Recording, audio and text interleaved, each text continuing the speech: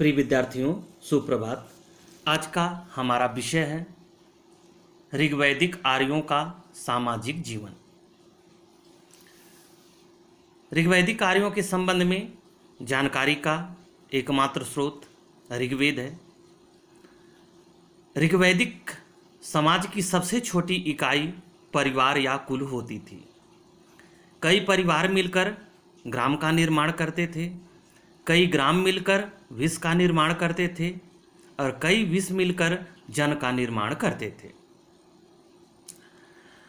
ऋग्वेद में जन शब्द का उल्लेख 275 बार हुआ है और विश्व शब्द का उल्लेख 170 बार आया है।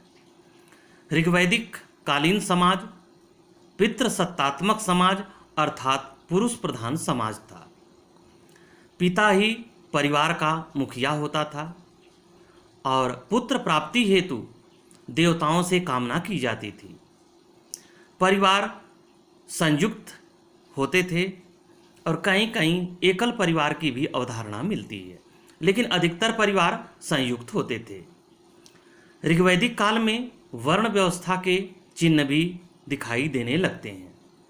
ऋग्वेद के 10वें मंडल के पुरुष सूक्त में सर्वप्रथम चारों वर्णों अर्थात ब्राह्मण, वैश्य, शूद्र और क्षत्रिय का उल्लेख मिलता है, अर्थात ब्राह्मण, क्षत्रिय, वैश्य और शूद्र। और ऋग्वेद के 10वें मंडल में सर्वप्रथम शूद्र शब्द का उल्लेख मिलता है। ऋग्वेद में अनार्यों के लिए अनेक शब्दों का प्रयोग किया गया है, जैसे अव्रत अर्थात व्रतों का पालन न करने वाले, मृधवाच अर्थात अस्पष्ट वाणी बोलने वाले और अनास चपटी नाक वाले। ऐतरेय ब्राह्मण में 5 जनों में देव, मनुष्य, गंधर्व, अप्सरा और पितरों की गणना की गई है।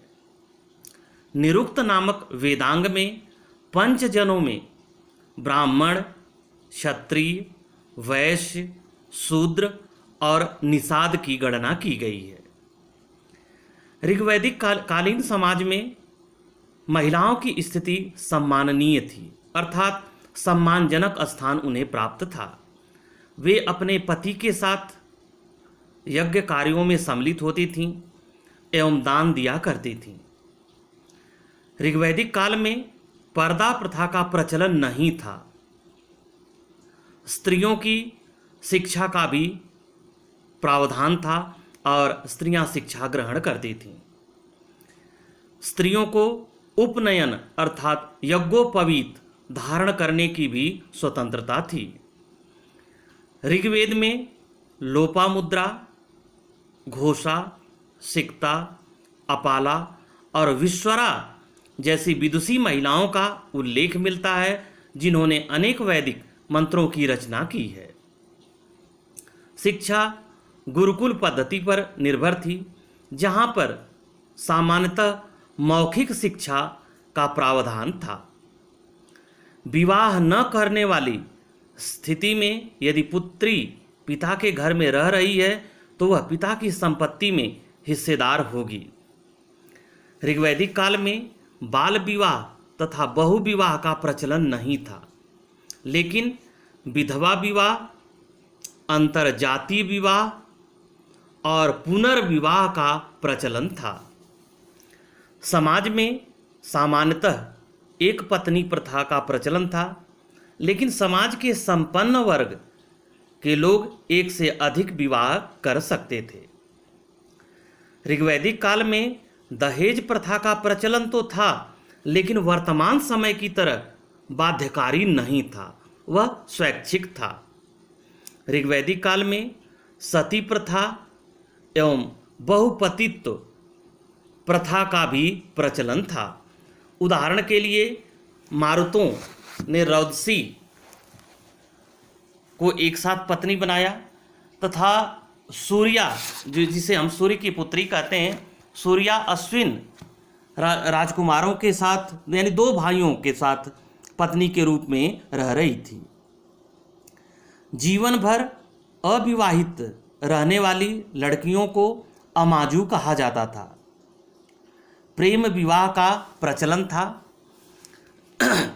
अर्थात महिलाओं को पति चुनने का भी अधिकार था। उस समय किसी प्रकार की बाध्यता नहीं थी, लेकिन फिर भी महिलाओं को अधिक स्वतंत्रता प्राप्त थी। महिलाएं धार्मिक समारोहों और जनजातीय सभाओं अर्थात सभा और बिदअत जैसी संस्थाओं में भाग लेती थीं। दस्युओं के साथ वैवाहिक संबंध पर प्रतिबंध था। केवल पिता का पुत्री के साथ तथा भाई का बहन के साथ विवाह पर प्रतिबंध था। विवाह पूर्ण यौनावस्था में होते थे। अर्थात यह कहा जा सकता है कि ऋग्वैदिक काल में महिलाओं को सामाजिक, आर्थिक, राजनैतिक, बौद्धिक सभी प्रकार के अधिकार प्राप्त थे। व्यक्ति की पहचान उसके गोत्र या कुल से होती थी। लोगों की सर्वाधिक आस्था अपने कबीले के प्रति थी, जिसे जन कहा जाता था। आर्य बोलियों में केवल माता पिता, भाई बहन तथा पुत्र पुत्री के लिए ही स्वतंत्र शब्द मिलते हैं। भतीजे, प्रपौत्र, चचेरे भाई बहन आदि के लिए नपित्र शब्द का प्रयोग मिलता है। ऋग्वैदिक काल का जो सामाजिक वर्गीकरण था वह वर्ण पर आधारित था। वर्ण व्यवस्था का प्रचलन आर्यों के आगमन के साथ ही हुआ। वर्ण शब्द का प्रयोग रंग के अर्थ में होता है, अर्थात आर्य लोग गौरवर्ण के थे और अनार्य काले रंग के थे। समाज में वर्गों के सृजन का सबसे बड़ा कारण था आर्यों की भारत के मूल निवासियों पर विजय। आर्यों द्वारा विजित दास और दस्युजन शूद्र वर्ण के कहलाए। विजित वस्तुओं के असमान वितरण ने कबीले में असमानता का सृजन किया। धीरे धीरे कबायली समाज 3 वर्गों अर्थात योद्धा, पुरोहित और सामान्य जन में विभक्त हो गया। चौथा वर्ग ऋग्वेद के अंतिम चरण में अर्थात ऋग्वेद के 10वें मंडल के पुरुष सूक्त में शूद्र वर्ण के रूप में आता है। ऋग्वैदिक काल में दास प्रत्यक्षतः खेती के कार्यों में नहीं लगाए जाते थे, अर्थात इस काल में ही व्यवसाय के आधार पर समाज का वर्गीकरण प्रारंभ हो गया। किंतु उन दिनों यह वर्ग विभाजन बहुत कड़ा नहीं था। जैसे आज के समय में तो बहुत कठोरता आ गई है, लेकिन ऋग्वैदिक काल में वह कठोरता नहीं थी। क्योंकि मुख्य आर्थिक आधार पशुचारण था, अतः जनता से नियम पूर्वक राजतंत्र द्वारा खिराज वसूलने की गुंजाइश बहुत कम थी। वैदिक राजतंत्र राजा और प्रजा के मध्य एक प्रकार की संविदा का परिणाम प्रतीत होता है, जिसके अनुसार राजा राज्य के आंतरिक एवं बाह्य शत्रुओं से प्रजा की रक्षा और न्यायपूर्ण ढंग से प्रशासन चलाने का वचन देता था और इसके बदले में प्रजा राजा को बलि अर्थात भेंट देती थी। ऋग्वैदिक आर्यों का भोजन। ऋग्वैदिक कालीन लोगों का मुख्य भोज्य पदार्थ अन्न, फल, दूध, दही, घी एवं मांस था। अन्न में धान्य, यौ, उड़द एवं मूंग का प्रयोग करते थे। ऋग्वैदिक आर्य पेय पदार्थ के रूप में सोमरस का पान करते थे। यह विशेष अवसर पर किया जाता था। मांस में भेड़, बकरी एवं बैल का मांस खाते थे।